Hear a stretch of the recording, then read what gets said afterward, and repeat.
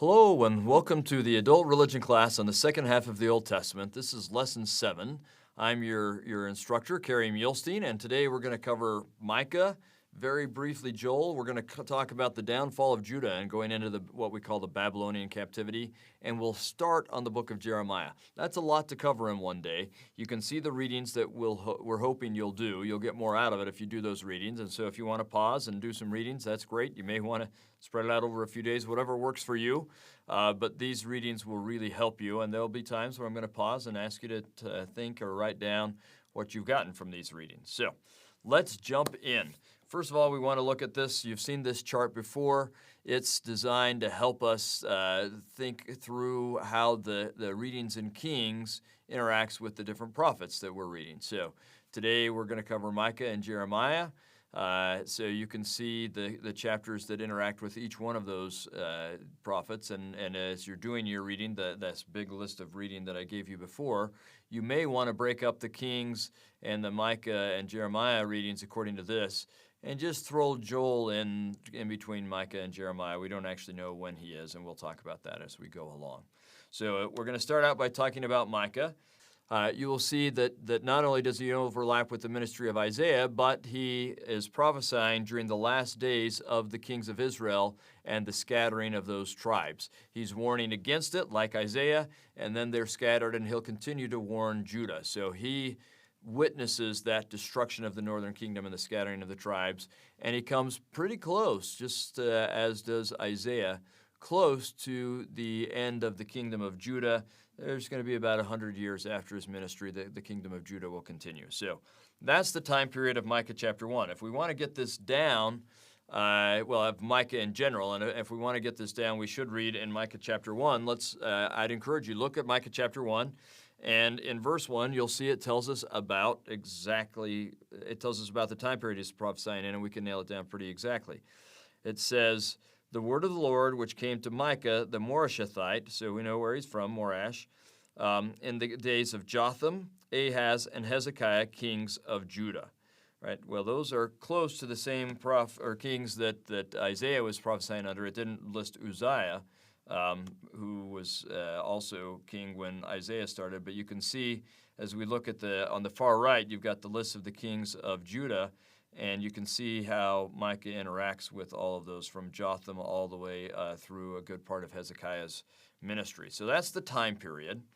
Now let's look at Micah chapter 1. And I'm going to pause and ask you to look at chapter 1 and make a list. What have Israel and Judah done wrong? And then also make a list and ask yourself, what are the consequences for what they're doing wrong? So go ahead and pause, read that, and make your list. Okay, hopefully you've noticed a few of these things. We're going to go through them together. We're going to see that he is addressing them, and we get it specifically saying that he's concerning Samaria, which is the capital of Israel, and Jerusalem, which is the capital of Judah. So that's a way of saying Israel and Judah. And he tells them in verse 3 that the Lord is going to come forth and tread upon the high places of the earth, and the mountains will be molten under him, and the valleys shall be cleft. And so you've got all this imagery about destruction coming. And then he tells us why. Verse 5, "For the transgression of Judah is all this, and for the sins of the house of Israel." What is the transgression of Jacob? Is it not Samaria? So Jacob's a way of saying the northern kingdom. And he says, well, it's what's going on in your capital. And what are the high places of Judah? Are they not Jerusalem? So that phrase in there, the high places, gives us our first clue as to what they're doing wrong. At the high places, they are doing probably some sacrifices to Jehovah, but certainly also sacrifices to other gods and goddesses, including sometimes some immoral rituals. And so that's part of the problem. This idolatry is the largest problem. It's not the only problem, but it's the largest problem. We get that more in verse 7, so we'll come back to verse 6 in a minute. "All the graven images thereof," he's talking about in Samaria, "shall be beaten to pieces." So that's part of the consequences, but it also is telling us what they've done wrong. They have a lot of graven images. So again, idolatry and this idea that he keeps talking about the hire of a harlot. And that may be about actually harlots, but it seems to be mostly about the idea that they are in a covenant relationship with God and they are not faithful in it. And they're hoping to get things out of worshiping these other gods, and those things are the hire of a harlot.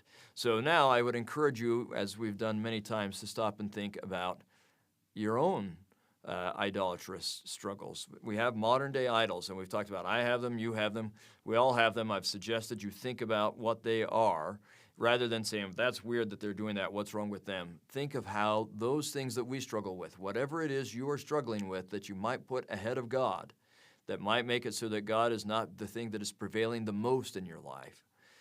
Think about those things and then plug them in here, all right? So there's some other things that in some other chapters it's going to talk about that they've done wrong, but here in chapter 1, it's focusing on idolatry, and I want us to see that this really does apply to us. So let's go back and see what the consequences are. Verse 6, I will make Samaria, which is the capital of Israel. So it's talking specifically about Samaria, but also by extension the entire kingdom of Israel or the northern kingdom. I will make Samaria as an heap of a field and as plantings of a vineyard, and I will pour down the stones thereof into the valley, and I will discover the foundations thereof. So he's saying it's going to be torn down so that there's nothing left but the foundations that the walls were built on. And that literally happened, all right? And then we know that the graven images will be beaten into pieces, as we've said, and the idols will be desolate. Verse 8, therefore I will wail and howl, I will go stripped and naked, I will make a wailing like the dragons and mourning as the owls, for her wound is incurable. For it has come unto Judah. So the problems with the northern kingdom are also reaching into the southern kingdom, even to Jerusalem. So that's kind of telling us what they're doing wrong and what's going to happen as a result. Now, again, we need to think through what this might look like in our lives. What are we doing wrong? And how might we be torn down to the foundations? And let's also ask ourselves, what is the purpose of that? We tend to think it's just justice. Because they've sinned, this is the justice that has to come. But I hope that we've started to see, as we read through Hosea and other prophets, that it's never just justice. It's justice, but it's punishment with a purpose. And the purpose is to humble them so that they will turn back to God. Now, as we've discussed before, with the northern kingdom, that's going to be like a 2,500-year process. God is patient. He's going to work with them as long as necessary to bring them back to Him. In our lives, hopefully it's not 2,500 years, but it is true that if we don't recognize our idolatry and humble ourselves and repent and come to God, that then He will eventually humble us. Hopefully, when we have those humbling experiences, we turn to God quickly rather than making this a long ordeal.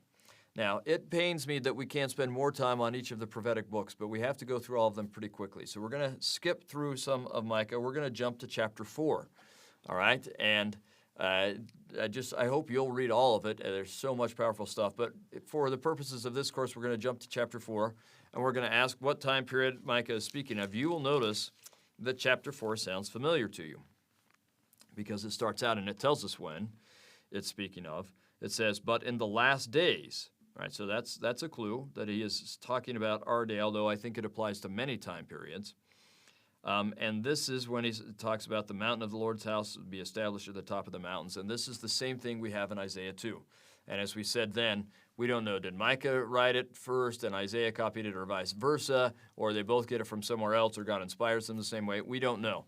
And Isaiah really fits with Isaiah. You'll read here. It fits really well with the way Micah's writing and what he's doing here. So it could work for either one. We don't really know, but it's worth recognizing. Now I'm going to ask you to do this. I want you to look through, so again, pause and look through and say, what images in chapter 4, what images does he use to convey peace? And what are the bad portents he conveys? What images does he use to say bad things are going to happen? And you can also spill over into chapter 5 for that. So let's pause and give you a chance to look for that.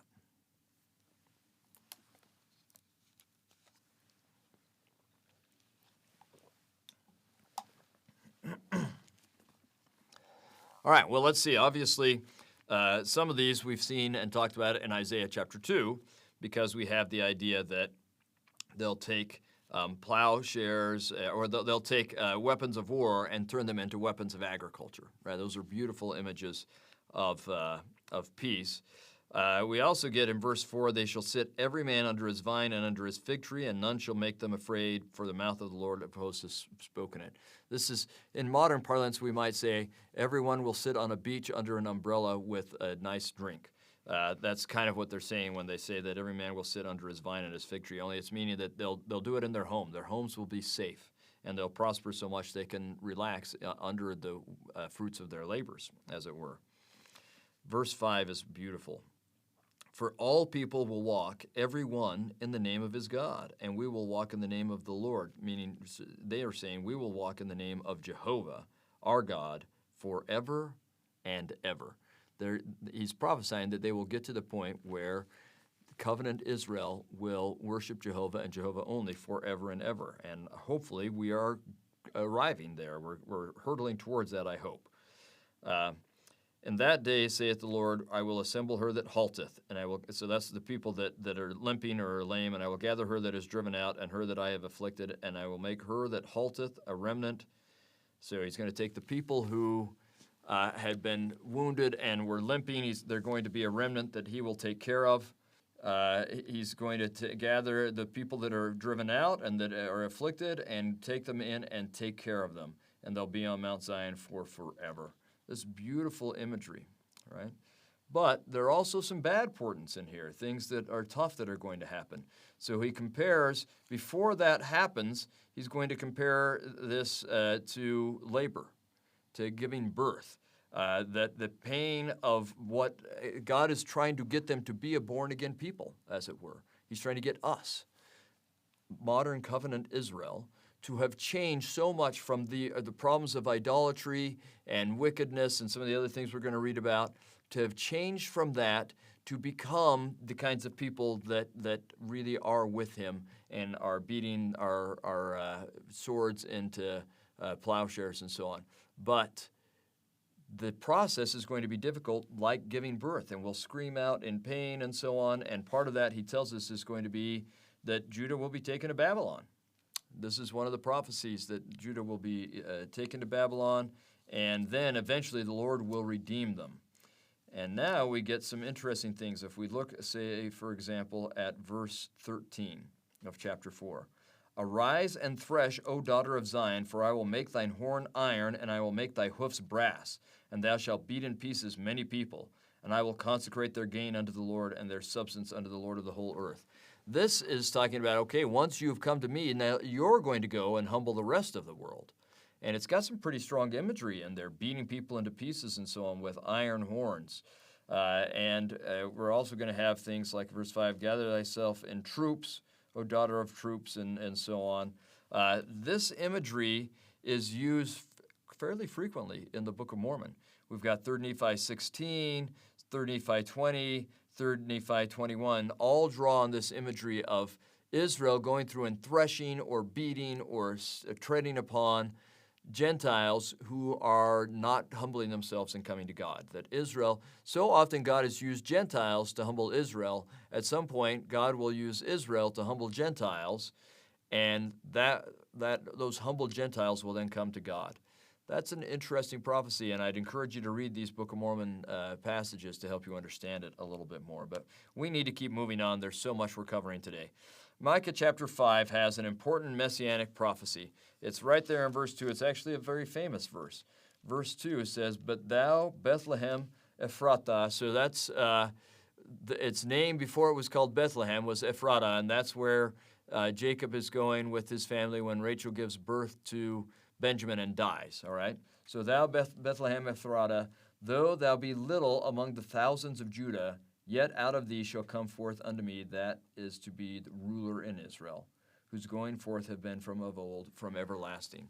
It is this verse that actually the wise men who are the rabbis and the priests who Herod consults when the wise men come to him and say, where is he that is born king of the Jews? And he asks these Jewish scholars, where will he be? It's this verse they pull out and say, go check Bethlehem. That's pretty impressive, actually. And I think it's worth taking just a moment to see why they may have been confused. It's easy for us in hindsight to say, oh, you silly people, you should have expected this kind of Messiah in the first coming and a different kind of Messiah in the second coming. It's not that clear. in any of these prophecies which time, or even that there are two different comings, much less that he'll be different in one than in another. And so I think it's worth our having a little charity for them, as they actually did a pretty good job of figuring out things based on what they had. We're going to move forward and look at Micah 6 and 7 for a moment. Again, we have to move quickly through these, or briefly, but Micah chapter 6, the question is, what is the Lord's charge against Israel? All right, and also, could this charge be addressed to us as a people in general and to you in particular? So, and then also while you're at it, I want you to look at what would the Lord have Israel do, Israel or Judah. So pause and look at chapter 6 and see if you can answer these questions. Okay, hopefully you found a few answers as you were doing that. We're going to read just a couple of verses. So let's notice how this is set up as a court scene, and Isaiah did that same thing quite frequently. Chapter 6, verse 1. Hear ye now that what the Lord saith. Arise, contend thou before the mountains, and let the hills hear my voice. So he's calling for witnesses, and it's going to be the mountains and hills who will be the witnesses. Hear ye, O mountains, the Lord's controversy. So he's saying, listen to the case I'm bringing against Israel and Judah. And ye strong foundations of the earth. For the Lord hath a controversy with his people, and he will plead with Israel. O my people, what have I done unto thee? And wherein have I wearied thee? Testify against me. So he's saying, I want you to show me where I've caused you problems that would cause you to do what you've done. Verse 4, he talks about how he's brought them up out of Egypt. And even at verse 5, even when the Moabites and others were trying to assault you, I didn't let them.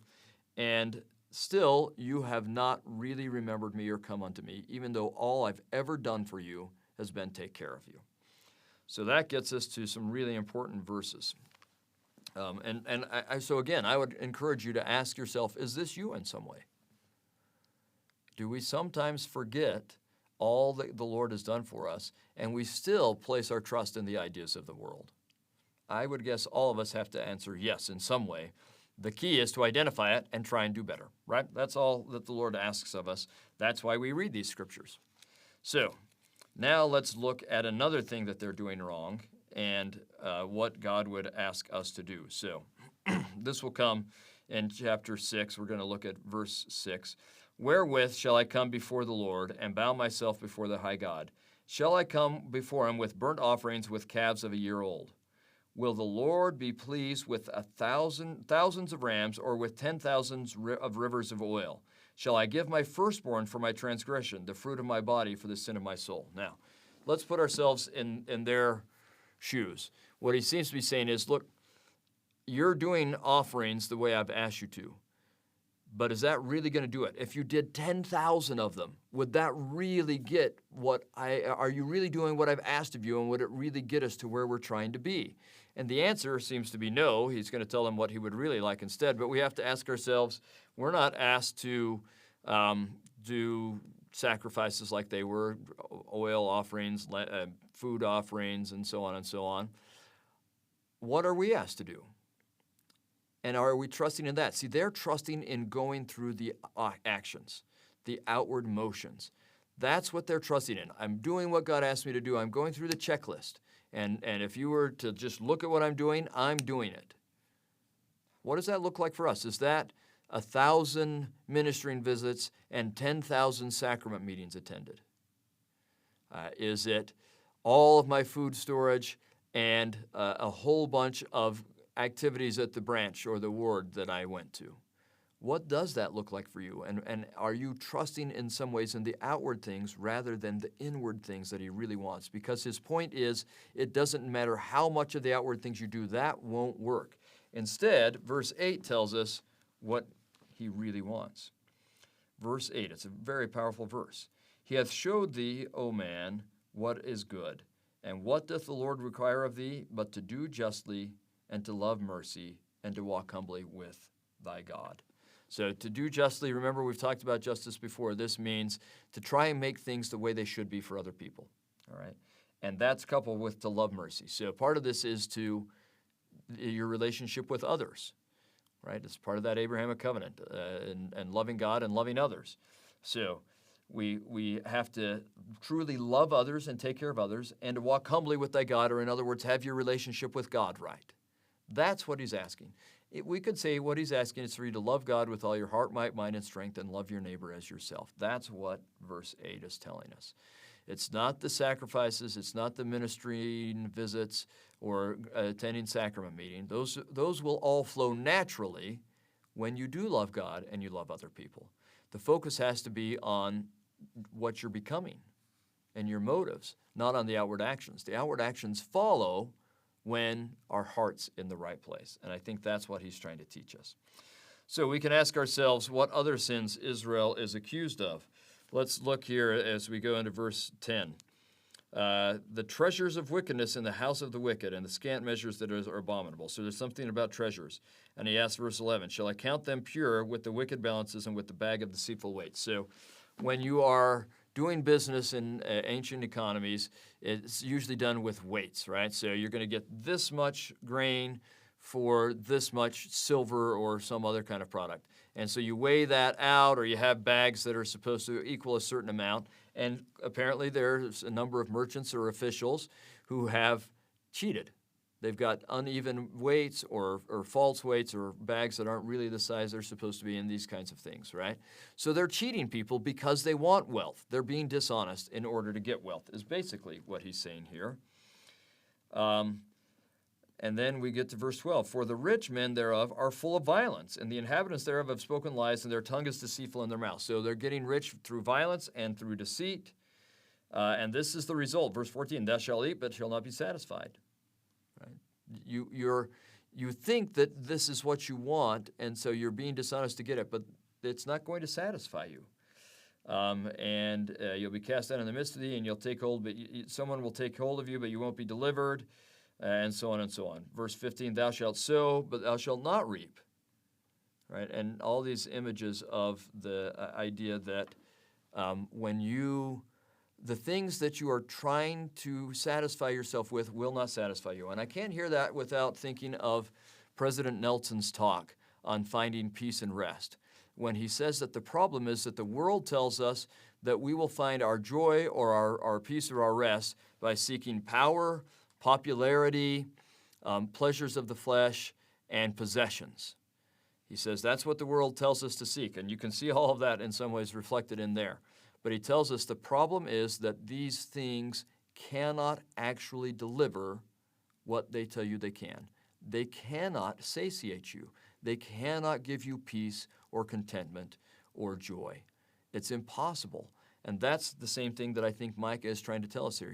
You'll sow, but you won't reap. You'll eat, but you'll still be hungry. In other words, when you invest your time and your love in worldly things, whether that be worldly ideas, prestige, whatever it is, when you invest your time and idea in those things, they will not satisfy you, and you'll find yourself hollow and unhappy. We could call this the pride cycle. What Micah is addressing here is in many ways the pride cycle, and so I'd invite you to think of how this might apply to you. How might you be involved in this in some way? Clearly there is some way that this applies to all of us. Well, let's ask, how does all of this end? And we're going to do that by jumping to the end of chapter 7, after he talks about all the tough things that are going to happen. Let's go to verse 16. The nations shall see and be confounded at all their might. They shall lay their hand upon their mouth, their ears shall be deaf. They shall lick the dust like a serpent. They shall move out their holes like worms of the earth, and they shall be afraid of the Lord our God and shall fear because of thee. So he's saying, you will be oppressed. Oppression's coming, but then you'll be delivered. Now, verse 18. Who is a God like unto thee that pardoneth iniquity and passeth by the transgression of the remnant of his heritage? You see what he's saying? We know Israel is going to mess up. The covenant people are going to mess up. But we know that no one pardons their covenant people like you do. You pardon and you pass by our iniquity. Verse 18, he retaineth not his anger forever because he delighteth in mercy, right? He has to humble. That's what he has to do. But what he really delights in is being merciful. Verse 19, he will turn again, meaning turn back to them. He will have compassion upon us. He will subdue our iniquities. I love that phrase. He will subdue our iniquities, meaning make it both possible for you to be forgiven of them and make it so you don't desire them anymore, is what I think that means. And thou wilt cast all their sins into the depths of the sea. Thou wilt perform the truth to Jacob and the mercy to Abraham, which thou hast sworn unto our fathers from the days of old. In other words, you made a covenant with Israel that you would redeem us, that you would have everlasting mercy on us and work with us as long as it took to redeem us, and we know you will do it. That's the message of Micah. It's really the message of the entire Old Testament. We'll find it prophet after prophet after prophet focuses on this at the end. It always ends with this focus on the Lord's mercy and how he will bring us back. Wonderful stuff. Brief summary of Micah. We're going to do an even more brief summary of Joel. All right, so we'll ask about his time period, and the answer is we don't know. He doesn't actually say, like Micah or Isaiah and others, it's during these kings, or this is what's happening, and so on. We don't have any of those clues in Joel, so we just kind of have to make some guesses, all right? There are small clues, all right? So, for example, the Assyrians and Israel are not mentioned in Joel, so we're going to assume that this is after Israel has been destroyed and the Assyrians have been destroyed. But that's a little bit tricky because tradition holds that he is from the time of Micah and Isaiah, which would mean that it is when the Assyrians and Israel are around. So those things tend to be at odds. I don't know, but it's probably somewhere in there, maybe just after the destruction of Assyria. In the end, we don't know. But we can ask ourselves what the time period is of his prophecies. When is he prophesying about? Well, some of his prophecies are about his day, and some of them are about the last days, but I'd say most of them probably are about both, all right? So we'll spend just a moment on Joel. Only 3 chapters in Joel. It's a very, very small book. It starts out with this prophecy that destruction is coming, and he uses some interesting images as he says, in verse 3, Joel chapter 1, verse 3, tell your children of it, and let your children tell their children, and their children in another generation. That which the palmer worm hath left hath the locust eaten, and that which the locust hath left hath the cankerworm eaten, and that which the cankerworm hath left hath the caterpillar eaten. In other words, destruction's going to come, and some things will survive, but then another bit of destruction will come that will destroy what survived from there. And if a little bit survives from there, something else is going to come, and you see what he's trying to say. Humbling is going to happen, and no one's going to escape it. So whether he's addressing Israel or Judah or our day, and I think he's certainly addressing our day, whoever else he's addressing, we need to be aware that humbling is going to happen when we don't do well. And he talks about drunkards, the drinkers of wine, and so on, and he talks about a strong nation coming to humble them in chapter 1. And he tries to warn them in verse 14, sanctify a fast, call a solemn assembly, gather the elders and the inhabitants and so on as a part of warning. And then he gives more imagery of destruction that is coming. We're going to focus really, because we're going through Joel so briefly, we're just going to focus on a couple of sets of verses in chapter 2. Chapter 2, verse 13. Well, let's start in verse 12.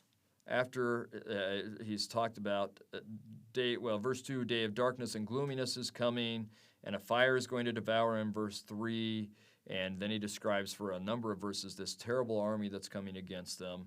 And if we get to verse 11, and the Lord will utter his voice before his army, and so on. Anyway, destruction is coming. Now we get verse 12. Therefore also now, saith the Lord, turn ye even to me with all your heart, and with fasting and with weeping and with mourning. He's pleading with them. I'm having to humble you because you aren't really turning to me. I'm not who you are having prevail the most in your life, so please turn to me. And then he tells us a little bit of how to do it in verse 13. And rend your heart and not your garments. Again, the outward action when things are terrible is you tear your garments to signify that you're feeling torn up inside. But he's saying, I want you to really be torn up inside, but not just feeling terrible. The idea is rend your heart. It's this idea of a broken heart. So if our heart typically symbolizes that which we love, that which we desire, we need to get rid of our own desires, our own loves, and instead love God and love the things that God loves and desire the things that God desires. So he says, rend your heart and not your garments, and turn unto the Lord your God. For he is gracious and merciful, slow to anger, and of great kindness, and repenteth him of the evil. In other words, is always anxious to change the bad punishments that he's bringing upon you. I would say change from the bad that he's planning is the best translation that we would have for the end of that verse. But the idea is he does have to humble you, but he is anxious to change those humbling actions because of his love and his mercy, and because he's slow to anger and he's gracious. Those are powerful verses. Now, we're going to skip to the end, and I'm sure you've heard these verses before. The end of chapter 2 tells us what comes about when we really do that. Verse 28. And it shall come to pass afterward that I will pour out my spirit upon all flesh, and your sons and your daughters shall prophesy. Your old men shall dream dreams, your young men shall see visions, and also upon the servants and upon the handmaids in those days will I pour out my spirit, and I will show wonders in the heavens and in the earth, blood and fire and pillars of smoke. The sun shall be turned into darkness and the moon into blood before the great and terrible day of the Lord come. And it shall come to pass that whosoever shall call on the name of the Lord shall be delivered. For in Mount Zion and in Jerusalem shall be deliverance, as the Lord has said, and in the remnant whom the Lord shall call.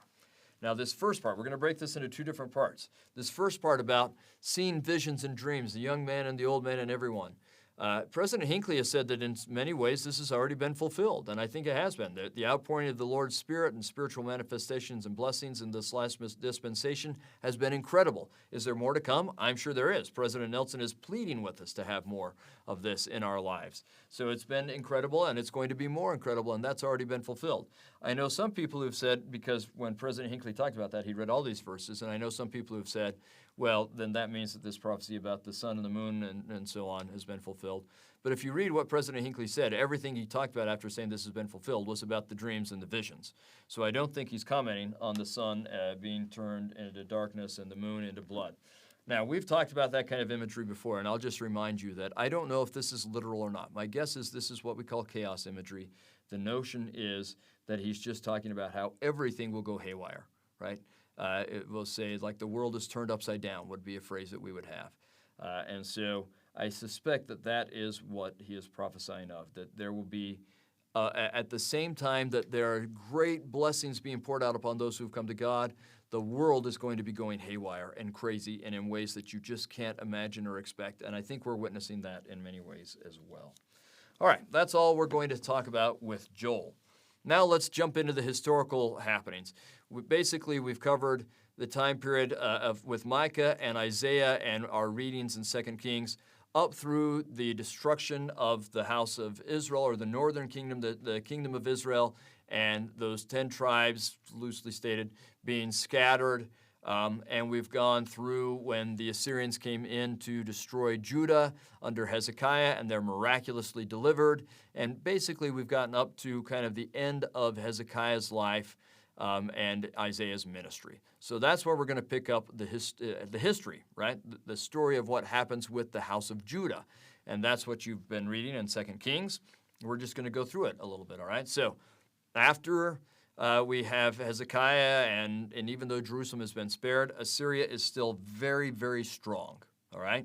Now, you'll remember that there was a group of Egyptians led by Cushites, so those are from further south in Africa, the people who have been Egyptianized for a long time who become kings of Egypt. The Cushites are the king, and sometimes it said Ethiopians in the Old Testament. It sometimes says it that way.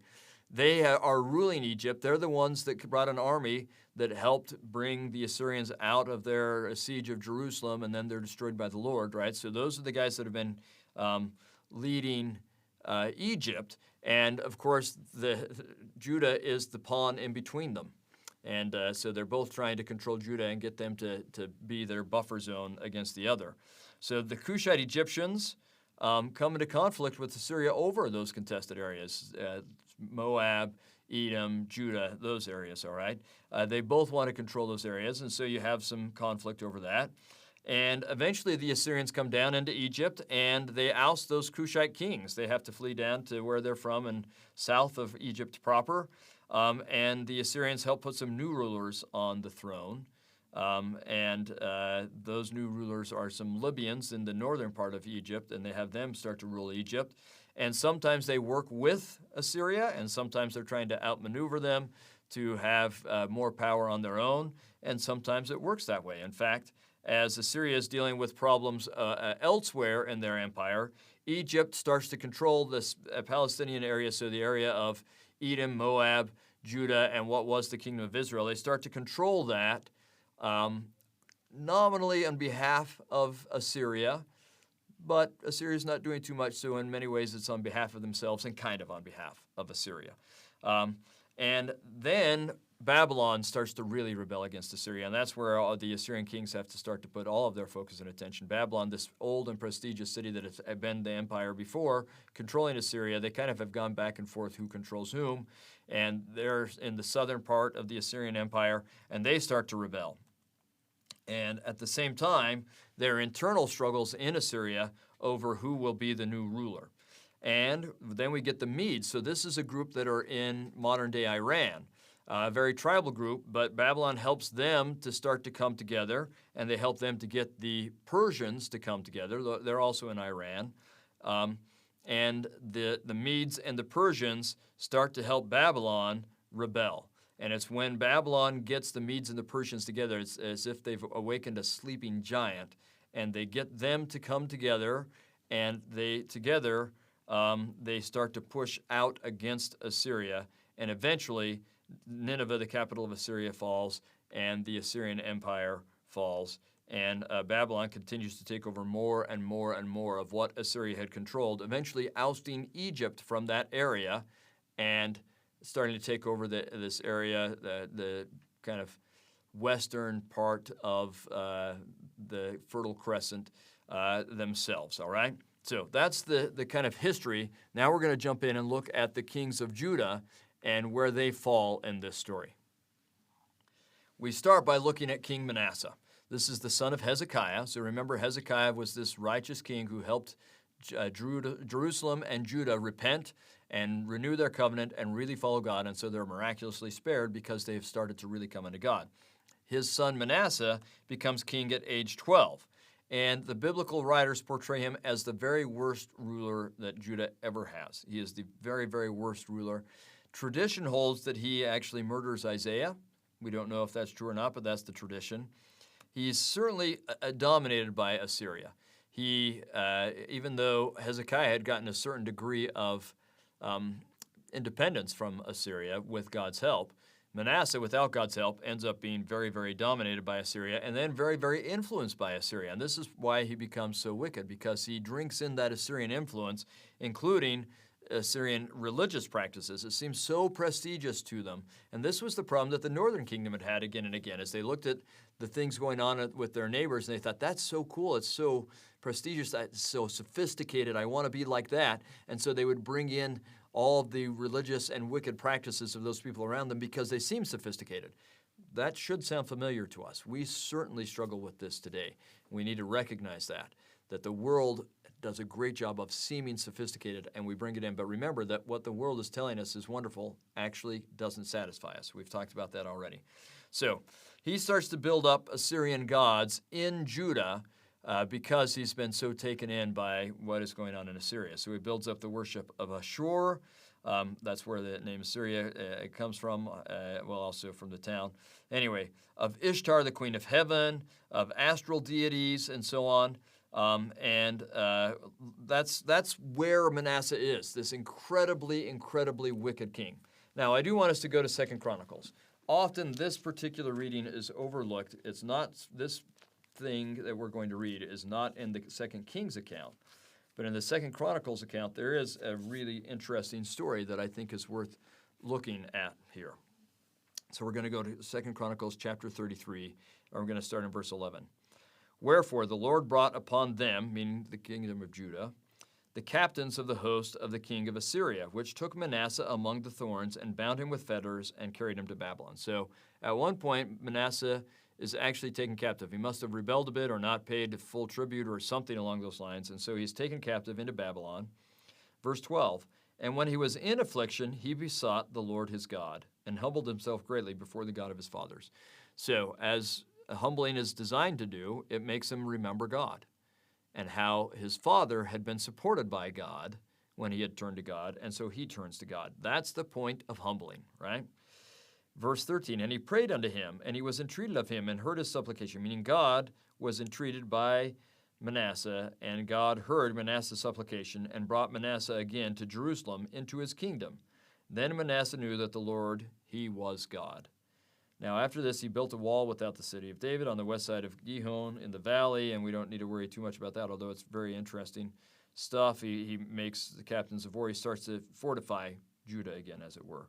Verse 15, and he took away the strange gods and the idol out of the house of the Lord. So he'd put foreign gods and idols in the temple. But now he brings them out. And all the altars that he'd built in the mount of the house of the Lord, so he'd built idols to false gods there on the temple mount, in the temple precincts, and in Jerusalem, and he cast them out of the city. And he repaired the altar of the Lord, and sacrificed thereon peace offerings and thank offerings, and commanded Judah to serve the Lord God of Israel. So Jehovah, God of Israel. Nevertheless, the people did sacrifice still in the high places, yet unto Jehovah their God only. So they're now sacrificing in those places that at one point Hezekiah had said we shouldn't worship here anymore. They are, but now they're only doing it to Jehovah. It won't stay that way permanently. We get this. This is an interesting story. While Manasseh is a very wicked king and he plunges what had been a very righteous Judah into idolatry in a very strong way. And it's also a great lesson to think through how quickly they follow him in that. So we're going to come to that in just a second. But he then is humbled, and he changes. Even the worst of Judah's kings, when humbled, could change. All of us can change, right? So if we're going to ask what we can learn from this story, there are a number of things. One, I think we're entirely too influenced by leaders around us. Now, I'm not saying church leaders. Hopefully we are influenced by church leaders. But we choose a number of other leaders, and I think we've talked about this before, this idea that we choose who we give access to our thoughts. There'll be maybe political leaders or social leaders, social influencers, we could call them, music and film industry leaders, all sorts of people that we just let them bombard us with their ideas, and we're influenced just as easily as Judah was, who had been righteous under Hezekiah, and then they start putting their earpods in and they hear Manasseh, as it were, and they just jump into idolatry.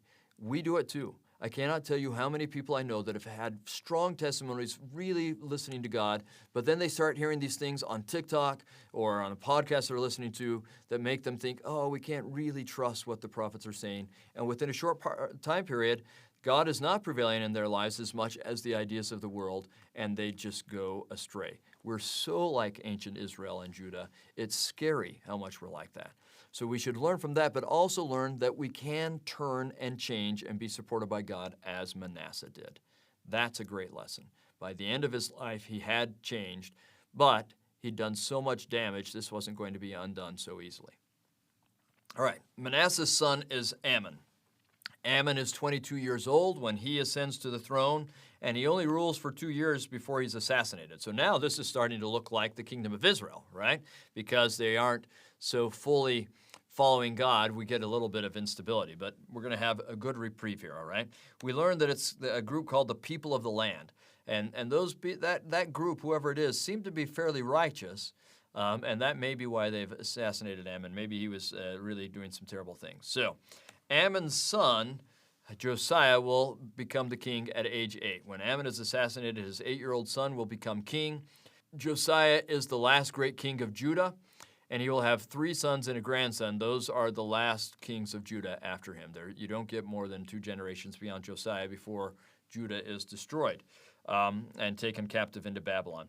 But Josiah is just an incredible king, all right? He is painted as the best of all kings. So Hezekiah is painted as the best of all kings, and Josiah is painted as the best of all kings. That might be because when we're reading about Hezekiah, that was probably during his reign, and Josiah hadn't lived yet, so they said he's the best, and then Josiah comes, they say, oh, he's even better. They're probably both tied for best. I don't know. But anyway, he is a great king who really does try to get Judah to turn to Jehovah.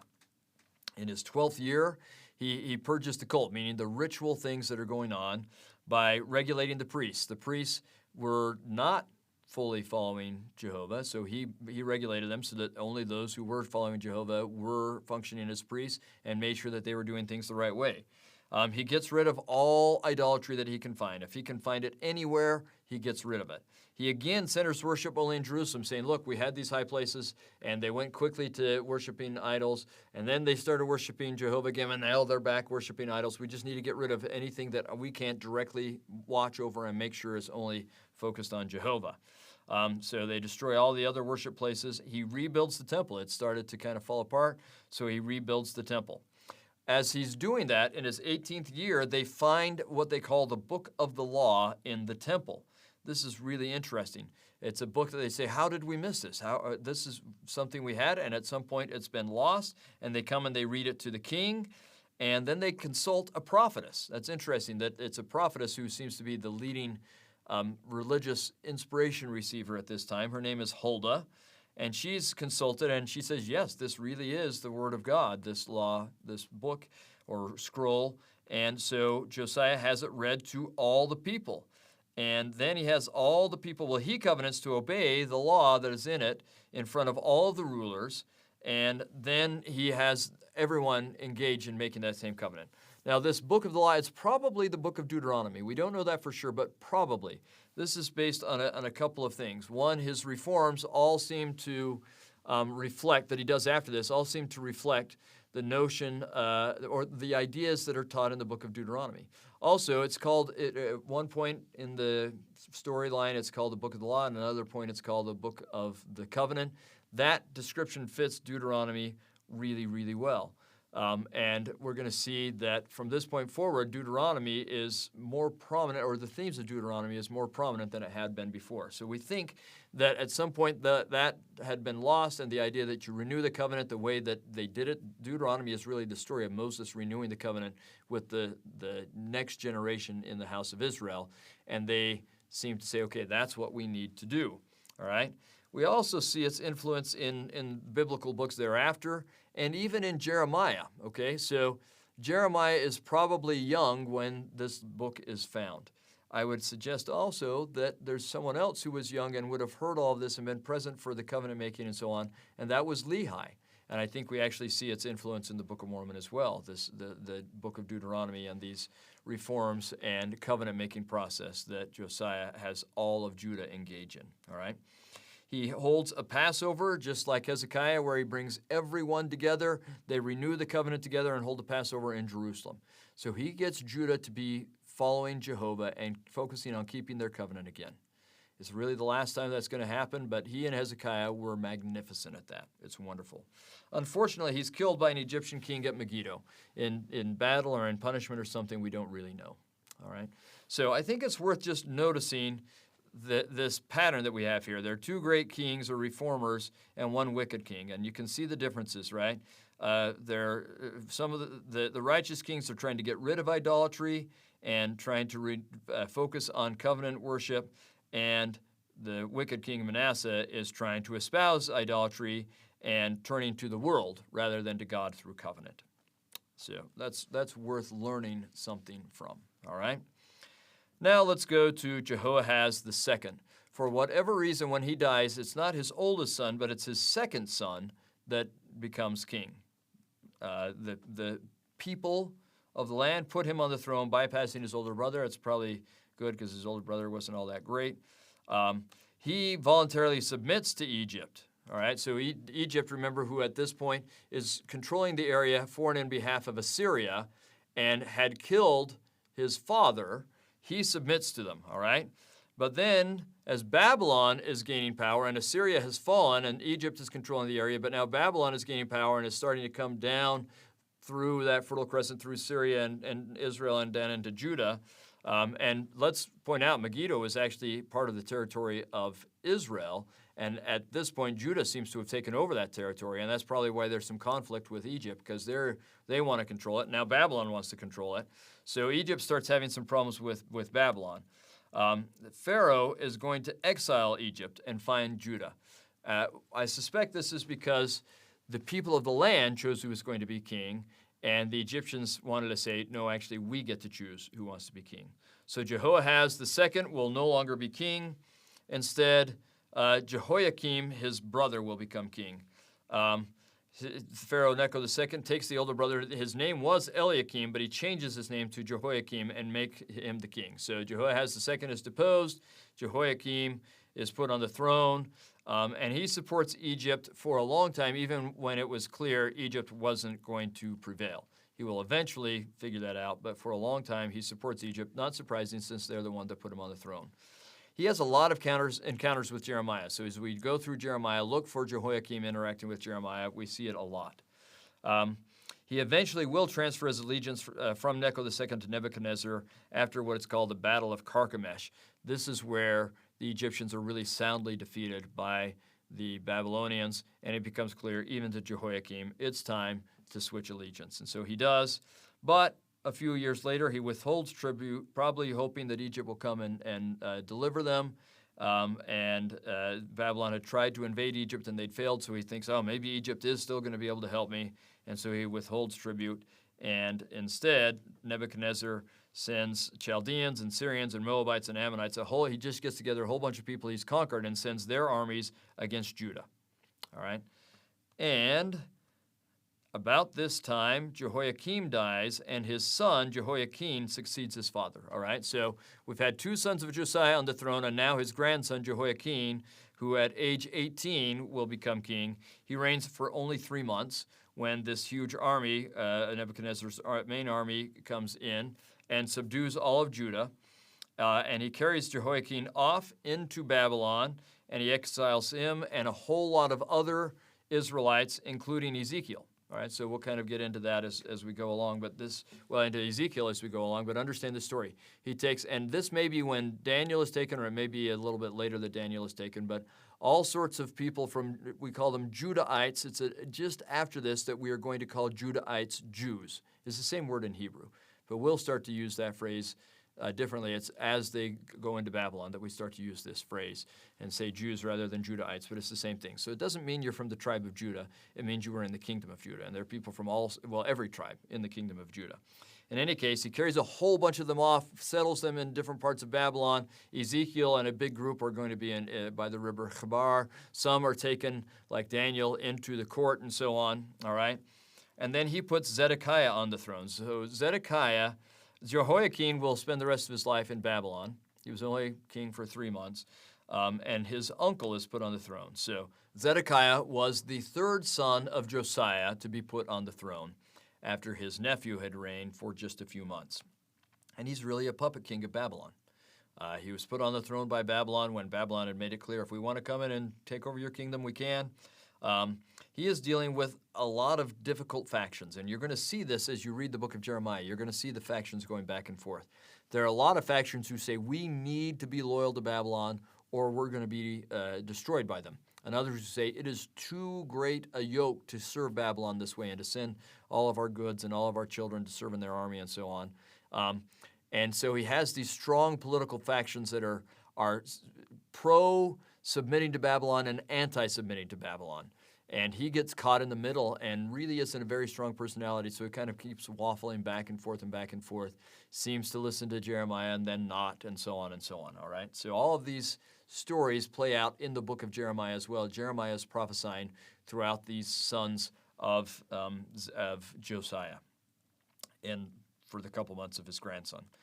So Nebuchadnezzar, for a number of years, he's got all this being caught in between, but then for a number of years, Nebuchadnezzar is elsewhere. He's really focusing on rebellions and things going on elsewhere in his empire, and it seems like, okay, he's forgotten about us. In the meantime, the Egyptian pharaoh visits Jerusalem and starts telling him of all his victories and how powerful he is. We'll learn a little bit more about this as we read Jeremiah, but in any case, we will have Zedekiah, because of this pressure from the Egyptians, he will and from people inside his own kingdom, he will rebel against Babylon. And the form of rebellion is he doesn't send the tribute of people and of goods. All right? So Nebuchadnezzar comes and lays siege to Jerusalem and to Judah. There's an interruption as the Egyptians come, but that's short-lived. They're not just laying siege, they're going through and ravaging the countryside.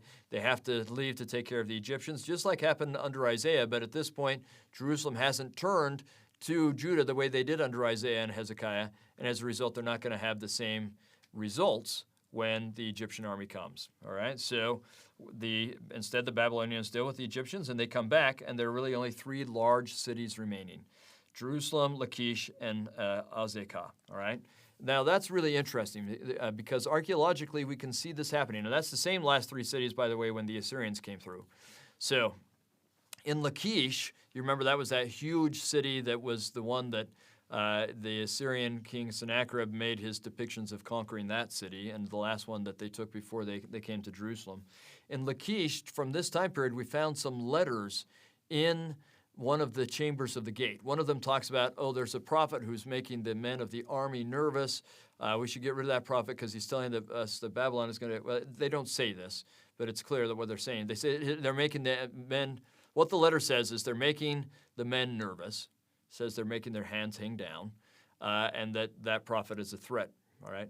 What we can then tell is happening is the prophet is saying Babylon is going to be successful, and that makes the army not stand strong. They want to desert or not fight to defend the city, and so they want to get rid of whoever that prophet is. It's probably Jeremiah because we see that same accusation being made against Jeremiah in the book of Jeremiah.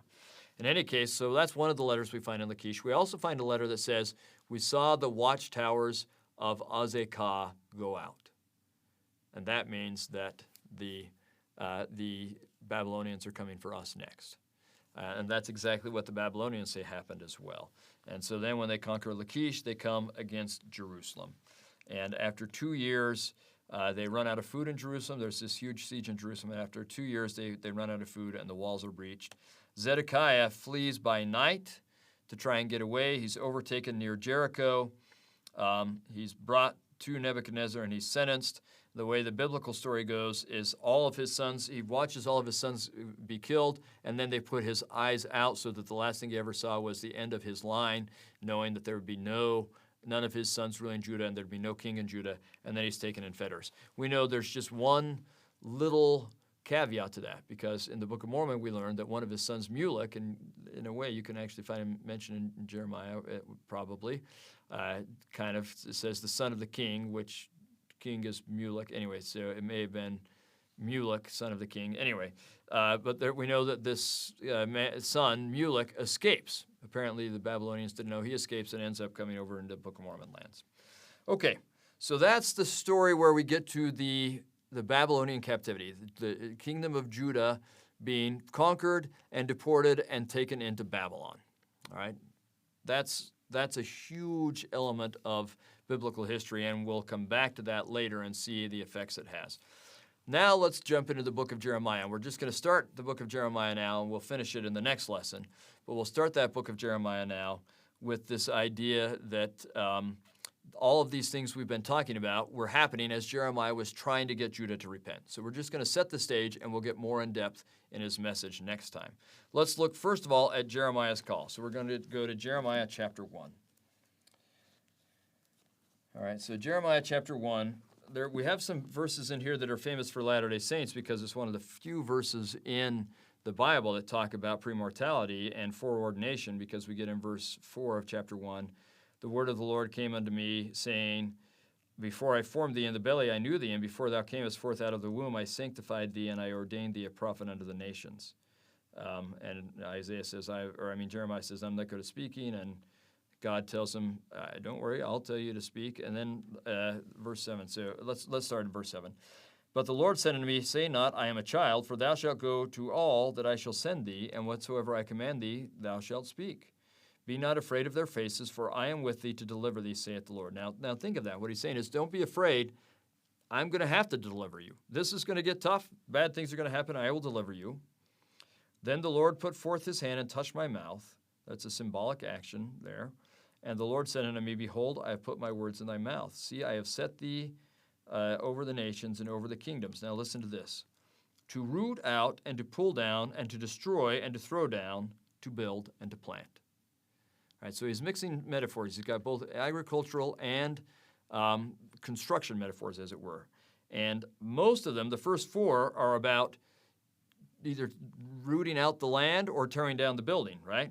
You're going to have to tear down and get rid of everything that's there, and then you can build and plant. That's this cycle that we've talked about. He will have to humble When we grow and we start to turn towards the world or trust in ourselves or whatever it is, and we kind of go sideways instead of turning to God, then he has to humble us and bring us back, and then we can be built up trusting God. That's a cycle we see all over in Scriptures, and I think it's really powerful to see here in Jeremiah. So that, in some ways, will always be our mission, but it also is something we should look for in our own lives, and hopefully we can choose to be humble rather than being compelled to be humble. All right? Now, it's also worth noting that in chapter 36, this is the one book of the prophets that we learn how we got it. Because Jeremiah is told to specifically call a scribe, his name is Baruch, and to have Baruch record his prophecies.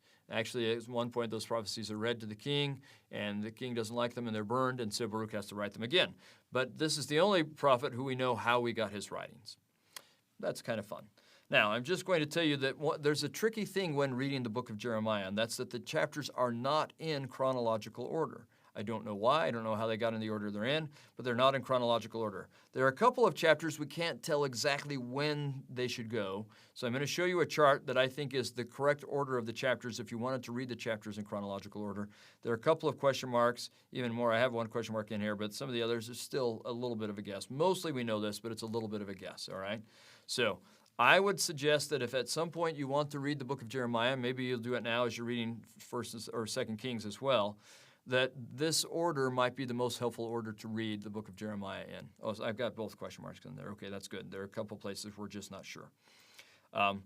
But I think this is how it would go, even with those question marks. So you can write this down or take a picture or whatever you do and read them in that way. I think it's helpful. You might also find this to be helpful if you want to read it in line with 2 Kings so that you can read the history along with Jeremiah's prophecies and how they interact with each other. This is the order that you would read the chapters and the 2 Kings chapters together. You might want to read the 2 Kings chapters first in most cases, but in any case, this might be helpful for you to study it so that you understand how Jeremiah is interacting with all that historical stuff we just went through. All right. Now, I'm going to ask you to pause for just a moment and use your knowledge from your 2 Kings reading and anything you've read in Jeremiah to talk to us about what Jerusalem was like in Jeremiah's day. So just write this down and try and figure out what was it like. Do the reading, write it down. What was Jerusalem like in Jeremiah's day? Okay, hopefully that was helpful for you. We'll just go through quickly. We know that there is a lot of idolatry, even in the temple. That in the temple, and some of this we get from the book of Ezekiel as well. They've even turned to making the brass serpent an idol. They're worshiping the sun and the moon and stars in the temple and other gods. And all over there's idolatry. We know there's murder and bloodshed and this dishonesty that we've talked about and immorality, and some of the immorality is tied up with the idolatry and so on. It's just bad. It's just bad in every way, all right? Now, we're going to get into the specific bits of prophecy and what Jeremiah prophesies in the next lesson, but I want to do just a couple overview elements with it so that will help you as you do your reading. First of all, I want to make it clear that Jeremiah was very involved in politics. We often say that the Lord or his prophet shouldn't get involved in politics, but it turns out that often politics and morality are intermingled. It's really that politics keep impinging upon religious ideas and morality. And so then, of course, the prophets aren't going to stop talking about moral issues or about what God wants us to do. So we're going to see in chapter 27 that they're told, Jeremiah tells them that Babylon is going to dominate them and everyone around them, and there's a group that really hates that. In Jeremiah 29, he tells the captives that have been taken into Babylon, so Ezekiel and all that went with him and all those who've been taken there during the first deportation. He says, get ready to stay there for a long time. You're not getting released anytime soon, which is not what many in the kingdom were saying. In chapter 32, he's imprisoned for saying that Jerusalem would fall to Babylon. This is part of this thinking that he's making the army less ready to fight. In chapter 36, he employs Baruch to teach the message. He's in jail, so he has Baruch go and teach the message that Jerusalem will be destroyed, and people don't like it, and they burn the message.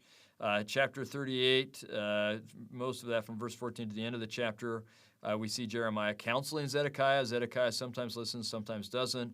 Chapters 42 through 43, he counsels them once they've been conquered not to go down to Egypt, They don't listen, and actually they take Jeremiah with them. He dies in Egypt even though he didn't want to go there. All right? Those are just a couple of examples of how Jeremiah's prophecies involve politics. I just want you to get the notion that he's very politically involved, trying to give God's word to them. All right? We're also going to see that he's protected by the Lord. And I should say, remember how God said that this was going to be tough. It was tough for Jeremiah. This was really tough. People did not listen. He failed in getting Jerusalem to repent. I'm not saying he's a failure as a person, but his prophetic mission did not work, and God knew it wasn't going to work. He was in prison a number of times. We're going to look at that. It got so hard that he said, I'm done, God. I'm just going to be done. I don't want to prophesy anymore. This is too hard. Count me out. And he tried to stop prophesying, and the Spirit of the Lord kept working on him, and he couldn't stay out. All right, so he's going to have to be protected. It's tough, but he will be protected, all right? So just to show you this, there's a priest who puts him in prison for a day because this priest is prophesying that Babylon will be, Jerusalem will be delivered from Babylon, and Jeremiah says, no, it won't. Then later, he's arrested, and he's tried. They wanted to kill him, but there are a number of royal people who defend him, and they say, look, Micah prophesied about destruction, and he was right, and we didn't put him in jail, so you shouldn't do it with Jeremiah. He's put in prison again for prophesying against Judah, and then he prophesies that Egypt won't be able to help them, and he's cast into a dungeon because of that, and then later put into the court of the prison. Then, he says he's prophesying again, he's cast into a mire. It is so deep and with so much muck in it. It's probably a cistern where they collected water, and over years it's collected this watery silt that when the water's gone, it's got this muck in it. And he's put in there. He will eventually, he's probably just sinking and going to die in there, but a servant of the king, in fact, the guy's name is Ebed-Melech, it means servant of the king. He believes in Jeremiah, and he gets permission to come and get Jeremiah out. And it takes like 20 guys to pull him out of that muck, and he gets put in a nicer part of the prison. But eventually, when Jerusalem falls, Jeremiah and Ebed-Melech are saved when other people die. And we know that he's then given freedom by the Babylonians. All right. I also want you to pay attention to symbolic action. No prophets engaged in symbolic action as much as Jeremiah and Ezekiel, or at least that we have recorded. We have more symbolic actions as prophecy. So they prophesy by going through symbolic actions. No one did that more than Jeremiah and Ezekiel. So I want you to pay attention to this for both of them. So for example, Jeremiah wears a linen girdle for a long time and then he goes and he puts it in this dank cave so that it gets really nasty, and then he pulls it out and he says, this is what's going to happen to you. He's told not to marry because it will be so miserable for families that you shouldn't marry. He takes some pottery and breaks it and says, this is what's going to happen to Judah, probably mirroring a ritual that many countries around them did about breaking pottery to get rid of enemies. But he's saying you're now becoming, as it were, God's enemy, and you're going to be broken up. He will put a yoke on to show that they're going to come into bondage to the Egyptians. Then another false priest breaks that yoke as a prophecy. Nope, God will break the yoke that's put on us. And so then Jeremiah puts on an iron yoke that can't be broken. We have this famous story of him going to see the potter who's making the pottery, and it gets flawed, so he lumps it up and starts over again. And Jeremiah says that's what God's going to have to do with the kingdom of Judah. And he does it with us as well, by the way. He will eventually purchase some land and deed it to some nephews and so on as a symbol. This is a promise that God will eventually bring you back to the promised land. Okay, let's just do a little bit more. He's going to deal with false prophets a lot. We've talked about this contest with Hananiah and the yokes, okay? There's a guy named Shemaiah who prophesies falsely and causes Jeremiah trouble, and he's cursed and so on, and there are other examples of that. So that's the kind of thing that happens in the book of Jeremiah, just to get you primed for the book of Jeremiah.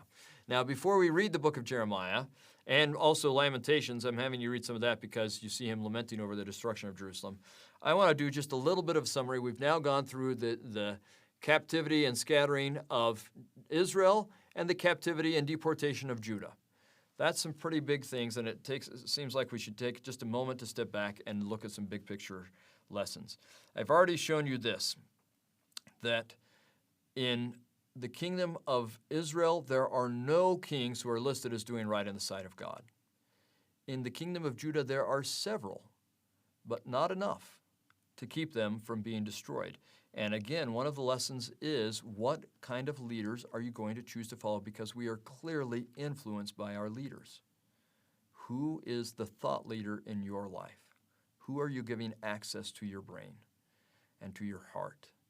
Give some real thought to that because it seems to make a difference.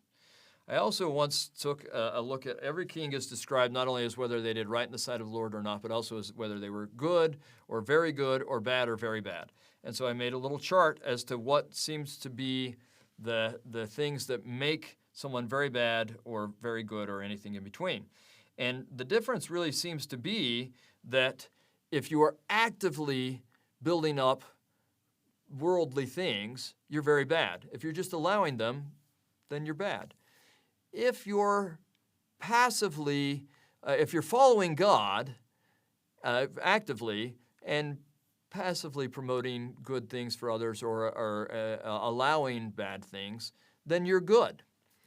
If you are following God and actively trying to get rid of wickedness, then you're very good. Now, I'm just going to assume that we all want to be in the very good category.